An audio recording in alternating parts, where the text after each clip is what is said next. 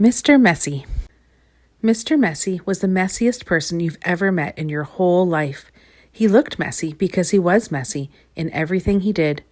You could always tell where Mr. Messy had been because he left a trail of messy fingerprints wherever he'd been. Oh yes, Mr. Messy was messy by name and messy by nature. Mr. Messy lived in a particularly messy-looking house. The paint was peeling, the windows were broken, there were tiles missing from the roof, the flower beds were overgrown with weeds, the garden gate was off its hinges, and had Mr. Messy cut the grass in his yard lately? He had not. One morning, Mr. Messy woke up in his messy bed, yawned, scratched, got up, brushed his teeth, leaving the top off the toothpaste, had his breakfast, spilling cornflakes all over the floor, and then set out for a walk, tripping over a broom he'd left lying in the yard 2 weeks before. There was a forest behind Mr. Messy's messy house with the messy yard, and that's where he went for his walk. It was a particularly large forest with lots and lots of trees, and it took Mr. Messy a long time to walk through it. But he didn't really mind because he felt like walking that morning. So he walked and walked right through the forest until he came to the other side. And do you know what he found on the other side of the forest? Mr. Messy found the neatest, prettiest-looking little cottage he had ever seen. It had a lovely little yard with a stream running through the middle of it. There was a man in the yard clipping the hedge. He looked up as Mr. Messy approached. "Good morning. I'm Mr. Messy," said Mr. Messy. "I can see that," replied the man, looking him up and down. "I'm Mr. Tidy." "And I'm Mr. Neat," said another man, appearing out of the house. "Tidy and neat," said Mr. Tidy. "Neat and tidy," said Mr. Neat. "We're in business together," explained Mr. Tidy, "and the people who own this house have asked us to do some work for them." "What sort of work?" asked Mr. Messy. "Oh, we make things nice and neat," said Mr. Neat. "Tidy things up," added Mr. Tidy.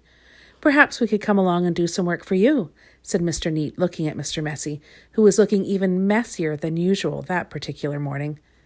"But I don't want things neat and tidy," said Mr. Messy, looking downright miserable at the thought of it. "Nonsense," said Mr. Tidy. "Fiddlesticks," said Mr. Neat. "But," said Mr. Messy. "Come along," said Mr. Neat.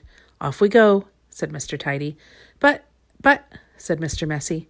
"But nothing," said Mr. Neat, and bundling him into their van, which was parked behind the house, off they went to Mr. Messy's house on the other side of the forest.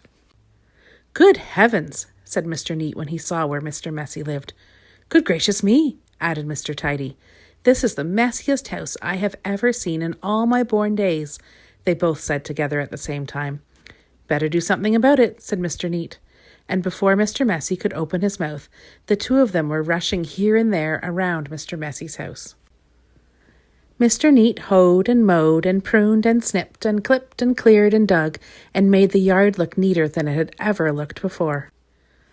Mr. Tidy cleaned and primed and rubbed and painted and mended and made the outside of Mr. Messy's house look tidier than it had ever looked before. Then they both went inside the house. "Good heavens," said Mr. Neat for the second time that morning. "Good gracious me," said Mr. Tidy for the second time that morning. And then they set about cleaning the house from top to bottom. They brushed and swept and polished and scrubbed and made the inside of the house look neater and tidier than it had ever looked before. "There we are," said Mr. Tidy. "All finished," said Mr. Neat. "Tidy and neat," said Mr. Tidy. "Neat and tidy," said Mr. Neat. Mr. Messy didn't know what to say. Then they both looked at Mr. Messy. "Are you thinking what I'm thinking?" Mr. Neat said to Mr. Tidy. "Precisely," replied Mr. Tidy. "What we're both thinking," they said together to Mr. Messy, "is that you look much too messy to live in a neat and tidy house like this."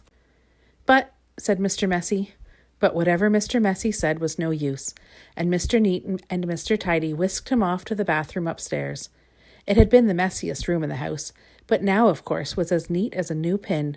Then Mr. Neat got hold of one of Mr. Messy's arms, and Mr. Tidy got hold of the other arm, and they picked him up and put him right into the bath. Mr. Messy wasn't used to having baths. Mr. Neat and Mr. Tidy washed and brushed and cleaned and scrubbed and combed Mr. Messy until he didn't look like Mr. Messy at all. In fact, he looked the opposite of messy. He looked at himself in the mirror. "You know what I'm going to have to do now?" he asked in a rather fierce voice. Mr. Neat and Mr. Tidy looked worried. "What are you going to have to do?" they asked Mr. Messy.